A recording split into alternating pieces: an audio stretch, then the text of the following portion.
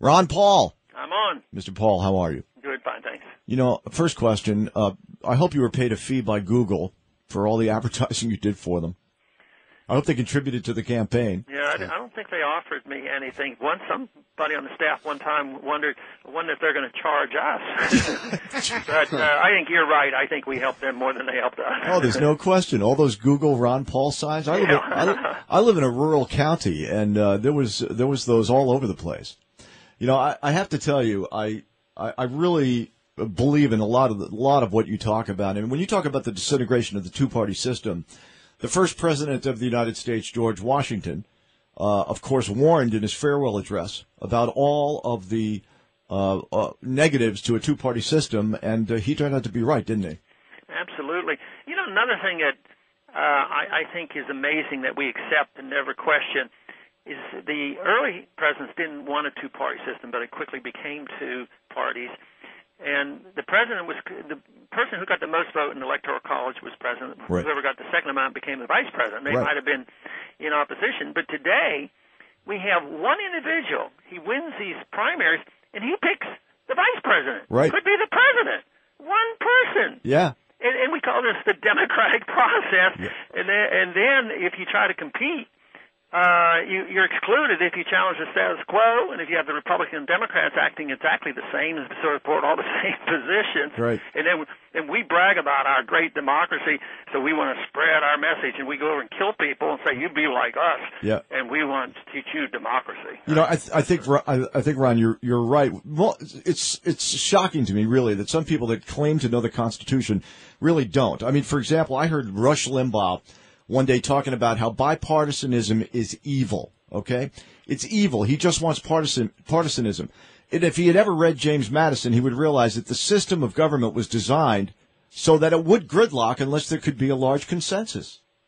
That's right, and we've gone a long way. But I think he's part of this perpetuation of the myth that there's a big contest going on out there, you know, and that these parties are different, and he's the Republican spokesman, and he has to criticize the Democrats, and then somebody else comes along and takes the Democratic position. Right. But they're all participating in this charade to make everybody think, well, there really are two parties. I wonder which guy's the best. Well, we don't like either, but we got to vote for the lesser of two evils. It makes no difference. I mean, if you vote for Republicans to balance the budget, their deficits are worse than the Democrats. Of course, If you vote for the Democrats to stop the war, they perpetuate the war.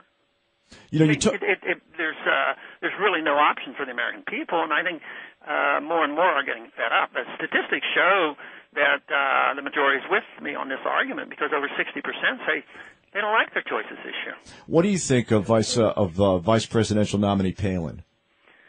Well, I don't have real strong feelings about it because, some of her beliefs I would agree with, but I don't think she can offer anything to restrain McCain. If you don't like McCain, you think, Palin's there, that's going to help things out. I think they're dreaming. But she has to endorse everything. Matter of fact, she has been an enthusiastic supporter of our intervention overseas, and that we have a religious duty to be fighting these wars in the Middle East. See, I think that's horrible. That scares me. So, and yet she has said some nice things. Matter of fact, she has been generous with complimenting me, so I don't like to be critical. But even if she has the right views on some issues, say she's more of a fiscal conservative than McCain, she's not going to have any influence. The only thing this does is allows McCain to put Lieberman on as Secretary of State or something rather than as Vice President, because that would have been a bad political move. Yeah, this was a brilliant political move, and I think Obama made a big mistake by picking Biden. But the one thing about Palin that scares me is I saw a video of her talking to some ministry students, and in the video she said she believed it was God's will that there be a pipeline in Alaska. And anybody that thinks they know God's will and believes that it has anything to do with a pipeline is to me, that's an extremist position.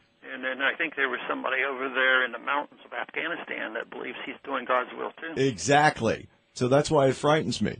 Now, under a Ron Paul administration, what would be some of the first things that you would do, Mr. Paul, as president? What would you change right away? Well, let's say you had the current Congress, which would be limited, but the one place where you would have authority and would do a lot of good would be to change the foreign policy. I would have removed the Navy from the Persian Gulf. I would have backed off. I would have told the Iranians I have no intention of bombing you. If you don't attack me, I'm coming back. I would start removing the troops from Iraq, deliver that country back to the Iraqis, let them fight it out, and I wouldn't be trying to stir up the Cold War with Russia and putting missiles in Europe, and I'd bring our troops home from Korea, save hundreds of billions of dollars, which would give a boost to the dollar, lower oil prices, and we could lower taxes. What about the position that if we leave Iraq too quickly, there'll be a civil war? If we don't put up these defense systems, then we're open to a nuclear attack from a Muslim country like Iran. You know, these seem to be they position them as all defensive positions. Yeah, I don't believe it because the Iranians don't. Why would they do that? They don't have a bomb. They're not even working on, according to the UN. They don't even make their own gasoline. You know, they spend 1% of what we spend on military. Yeah. So for us to build this unrealistic fear into the people that we have to change our whole life and we have to get prepared to start bombing Iran because of this potential, and even think that we might have to have a nuclear first strike, this is absurd. And yet that's the atmosphere. No, I think the world would be much more peaceful. I think talking to the Iranians would make a lot of sense. We talked to the Soviets at the height of the Cold War. Yeah, that's true. We talked to the Chinese. We trade and talk with China now. We trade and talk with the Vietnamese, much better than fighting a war for 20 years with the French and Americans involved in Vietnam. So working out things peacefully and trading with people make a lot more sense. I don't think people realize that, especially in Iran, they're not Arabs. They're very westernized under the Shah, and you know, Ahmadinejad is not particularly well liked over there. Well, listen, I know you got to run. Ron Paul, it was a pleasure speaking with you, and we'll continue to follow what you have to say. Thank you very much. You're very welcome. Thanks, Ron. What an interesting guy. And if you've not checked out his beliefs on things, as he likes to say, go Google Ron Paul. Why isn't a guy like that the front runner? I don't understand this in this country. I really don't understand it. Well, it makes so much sense what he says, you know. There are a lot of people that people. There's a lot of first of all, conflict makes people rich. He's not even on any of those tickets. It's sad.